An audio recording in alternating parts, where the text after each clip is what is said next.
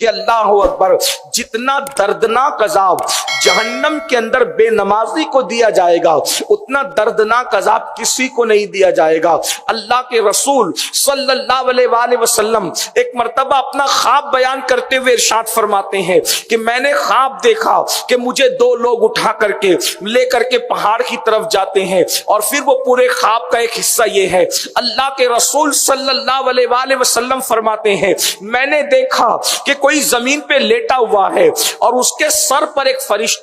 بڑا سا پتھر چٹان مار رہا ہے، اور جب اس کے سر پہ وہ پتھر مارا جاتا ہے تو اس کا سر ایسے پس جاتا ہے جیسے چنے پر اگر ہتھوڑا مارا جائے تو چنا کس طریقے سے پسے گا، اسی طریقے سے انسان کا سر پس رہا ہے اور سر ریزہ ریزہ ہو رہا ہے، اور وہ چٹان لڑک کر کے پھر کہیں اور جاتی ہے، اور جب وہ چٹان کو اٹھانے کے لیے وہ بندہ جاتا ہے تو وہ سر پہلے کی طرح پھر درست ہو جاتا ہے، پھر وہ چٹان لا کر کے مارتا ہے، بڑا سا پتھر لا کر کے مارتا ہے، پھر سر پس جاتا ہے، پھر پتھر لڑک کر جاتا ہے، جب وہ پتھر کو اٹھا کر لاتا ہے تو اٹھا کر لانے سے جتنی دیر لگتی ہے اتنی دیر میں سر پھر درست ہو جاتا ہے۔ میں نے پوچھا جی یہ کون لوگ ہیں؟ تو کہا گیا یہ وہ لوگ ہیں جو نماز میں سستی کیا کرتے تھے، جو نماز میں سستی کرتے تھے، یعنی نماز کو وقت پر نہیں پڑھتے تھے۔ میری بہنوں بتاؤ، اگر سر سے لوہا ٹکرا جائے یا سر دیوار سے ٹکرا جائے تو ہمارے سر کی کیفیت کیا ہوتی ہے؟ تھوڑا اپنے آپ پر رحم کرو، اے خاتون جنت کی کنیزوں، اپنے حال پہ رحم کرو۔ ہم اللہ کے عذاب کو برداشت کرنے کی طاقت نہیں رکھتے، ہم اللہ کے عذاب کو برداشت کرنے کی قوت نہیں رکھتے۔ اللہ کی بندیوں ذرا سوچو تو صحیح، جب نماز نہ پڑھنے کی وجہ سے، سجدہ نہ کرنے کی وجہ سے، اللہ کی بارگاہ میں سر نہ جھکانے کی وجہ سے، جب اسی سر پر پتھر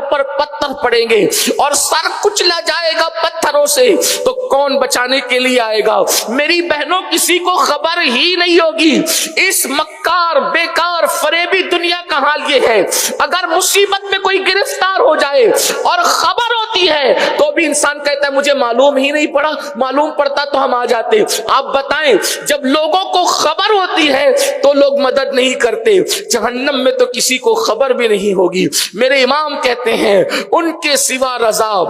کوئی حامی نہیں، جہاں گزرا کرے پسر پہ پدر کو خبر نہ ہو۔ وہ مقام ہے جب بیٹے پہ گزرے گی تو باپ کو خبر بھی نہیں ہوگی، اور جب کسی کو خبر ہی نہیں ہوگی تو کوئی مددگار کیسے ہوگا؟ اگر خبردار کوئی ہوگا اور مددگار بھی کوئی ہوگا تو وہ ایک ذات ہے، وہ محمد الرسول اللہ مصطفیٰ جان رحمت صلی اللہ علیہ وآلہ وسلم کی ذات ہے۔ اے خاتون جنت کی کنیزوں، مگر وہ رسول بھی ارشاد فرماتے ہیں کہ جو نماز کو چھوڑ دیتا ہے قیامت کے دن اس کے ساتھ میرا کوئی وعدہ نہیں ہے۔ میری بہنوں، آپ کھانے پکانے کے لیے کچن روم میں گھنٹوں گزارتی ہو، اپنی سہیلیوں کے ساتھ بیٹھ کر گھنٹوں گپ شپ کرتی ہو، سیریل بھی دیکھتی ہو، فلمیں بھی دیکھتی ہو، اس کے لیے وقت نکال لیتی ہو، مگر میری بہنوں آج اس سنی اجتماع میں ہماری گزارش یہ ہے، آپ کو اللہ کا واسطہ ہے آپ نمازی بن جائیے۔ ایک وقت کی نماز کے لیے صرف 10 منٹ کا ٹائم لگتا ہے۔ میری بہن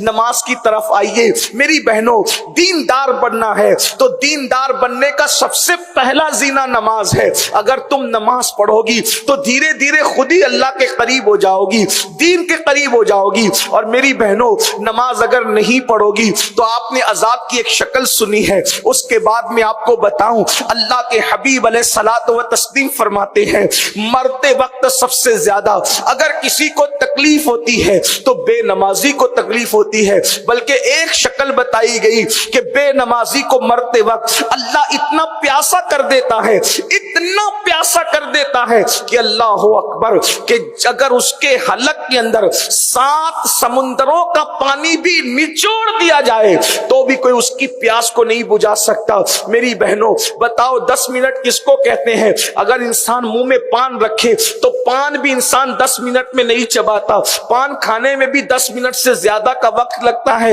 کھانا کھانے میں بھی 10 منٹ سے زیادہ کا وقت لگتا ہے۔ اپنے آپ پر رحم کرو، اپنے حال پہ رحم کرو۔ اگر اللہ کے عذاب سے اپنے آپ کو بچا کر جنت کی راہ کا مسافر بنانا ہے تو آج یہ عہد کرو کہ نماز کی پابندی کرو گی۔ میری بہنوں یاد رکھو